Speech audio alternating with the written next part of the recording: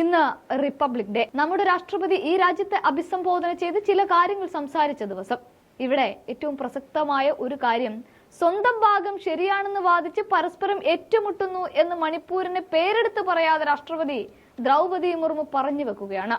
ഇത് മണിപ്പൂരിൽ തമ്മിൽ തല്ലുന്നവരെ മാത്രമെന്ന് പറയാനാവില്ല. സ്വന്തം ഭാഗം ശരിയാണെന്ന് പറഞ്ഞ് മണിപ്പൂർ എന്ന സംസ്ഥാനത്തേക്ക് തിരിഞ്ഞു നോക്കാതിരിക്കുന്ന പ്രധാനമന്ത്രിയെയും ഇന്നും ഇരട്ട എഞ്ചിൻ സർക്കാരിന് തീർപ്പ് കൽപ്പിക്കാൻ പറ്റാത്ത BJP ഭരണത്തിന്റെ ശരികളും ഒക്കെ ആയിട്ട് നമുക്കതിനെ വ്യാഖ്യാനിക്കാം. എന്നാൽ ഇവിടെ മറ്റൊരു കാര്യം കൂടി രാഷ്ട്രപതി പറയുന്നുണ്ട്. സംഘർഷങ്ങളിൽ അകപ്പെട്ട പ്രദേശങ്ങളിൽ ആ സംഘർഷങ്ങൾ പരിഹരിക്കുന്നതിനും സമാധാനം സ്ഥാപിക്കുന്നതിനുള്ള വഴികൾ കണ്ടെത്തുമെന്ന് പ്രതീക്ഷിക്കുന്നു എന്നതാണത്. സത്യത്തിൽ രാജ്യത്തിന്റെ പ്രധാനമന്ത്രി മോദി ഈ പ്രശ്നം പരിഹരിക്കണമെന്നാണ് അവർ പ്രതീക്ഷ പങ്കുവെച്ചുകൊണ്ട് പറയുന്നത്.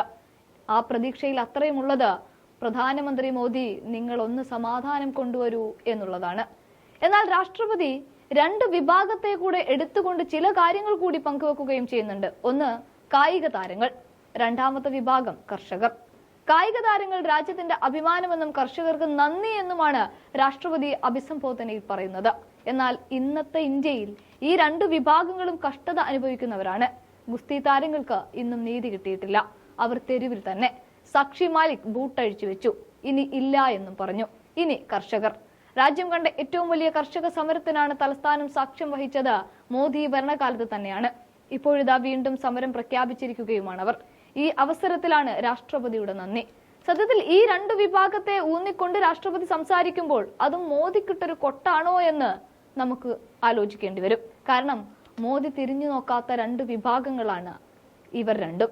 ഈ യുഗം മാറ്റത്തിന്റെ കാലഘട്ടം എന്ന് വിശേഷിപ്പിച്ചുകൊണ്ട് ദ്രൗപദി മുർമു എന്ന ഇന്ത്യയുടെ പ്രസിഡന്റ് ഇന്നത്തെ രാഷ്ട്രീയ അന്തരീക്ഷത്തോട് ചേർന്ന് നിന്നുകൊണ്ടാണ് രാജ്യത്തെ അഭിസംബോധന ചെയ്തത്. സത്യത്തിൽ രാജ്യം ഭരിക്കുന്ന BJPക്ക് മണിപ്പൂരിനെയും കായിക കർഷകരെയും ഒന്ന് ഓർമ്മപ്പെടുത്തിക്കൊണ്ട് അവിടേക്ക് ശ്രദ്ധ തിരിക്കുകയാണ് അവർ ചെയ്തത്. അവര് പ്രസിഡന്റ് എന്ന നിലയിൽ ഈ രാജ്യത്തെ അഭിസംബോധന ചെയ്തുകൊണ്ടാണ് ഇത്രയും അധികം പറഞ്ഞു തീർത്തത്. വരികളിലൂടെ മാത്രമല്ല, വരികൾക്കിടയിലൂടെയും വായിക്കുമ്പോഴാണ് ഇത് മനസ്സിലാക്കാൻ സാധിക്കുക.